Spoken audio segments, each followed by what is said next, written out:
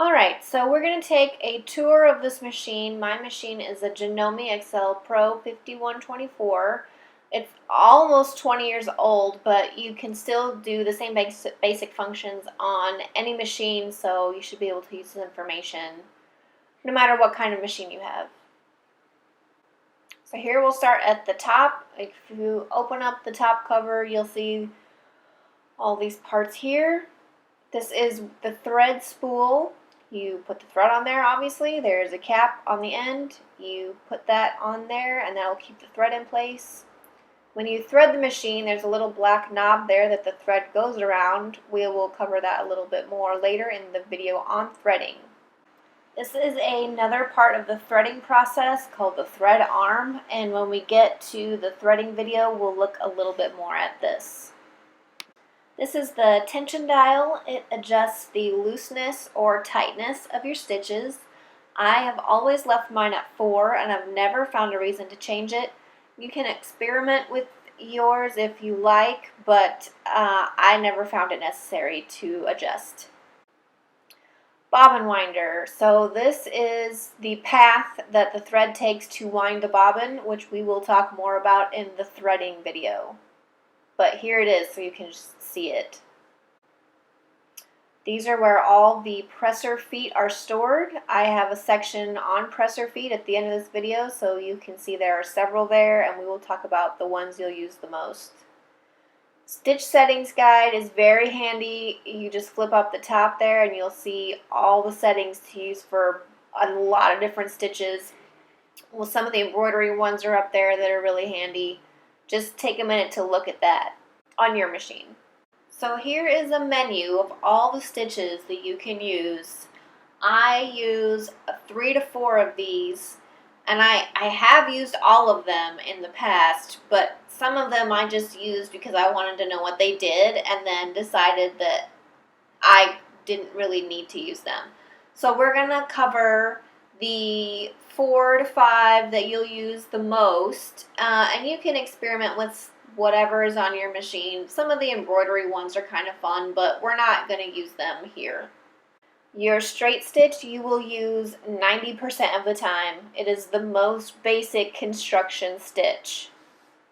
A zigzag stitch is used for lots of different things. I only really use it for seam finishes and when I need to sew stretch fabrics because that zigzag allows for more stretch. Buttonhole is kind of self-explanatory. That is for when you do buttonholes, which we will do in this class. A blind hem is kind of a bonus that we're going to go over. It's pretty fun. It's used on suiting and formals a lot, and you can't see the stitches from the outside. Okay, let's go over the stitch settings real quick. You'll see those on the right side of your machine. Sewing speed, if you move that lever all the way to the left, it'll go really slow. If you move it all the way to the right, it'll go really fast. The only time I move it all the way to the right is when I'm winding a bobbin. Otherwise, I keep it to the left. Your stitch length determines the length of your stitches, obviously. For basic construction, I keep mine at 3 because that is standard manufacturing practice. Some home sewing patterns will say to put it at 2.5. I find that unnecessary. For a 4 length is a basting and gathering stitch, which we will do in this class. The needle position will move your needle to the left or the right. I find this handy when I'm working with zippers, and it'll also adjust the width of your zigzag stitch.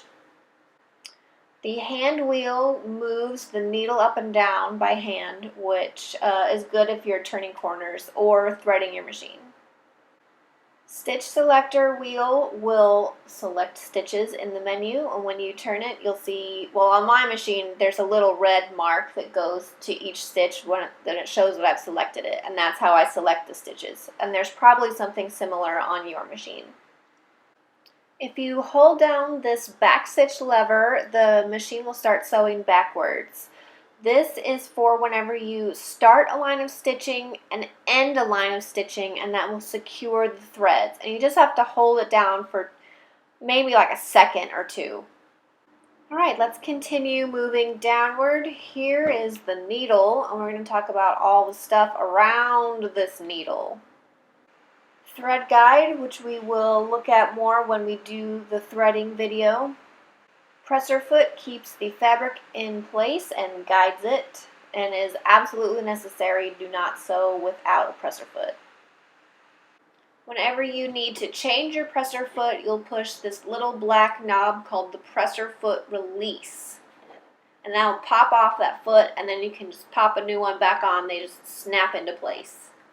The bobbin case is under here. This holds the bobbin and keeps the thread flowing through that part of the machine.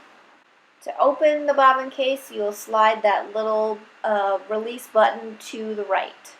Here are the seam guides. These are little measurements so that when you're sewing, you will run the edge of your fabric up against one of these, and that will determine the width of your seams, or of your seam allowance.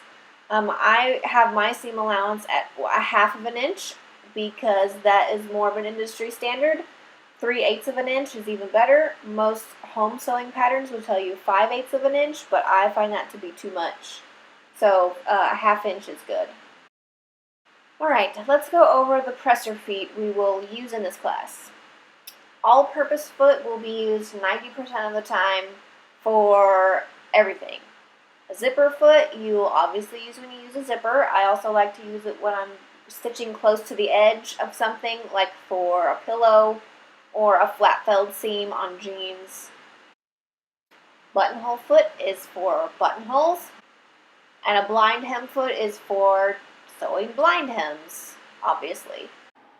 So that is a quick rundown of all the parts of the machine and what their functions are. And in this next video, we will learn how to thread the machine and wind a bobbin.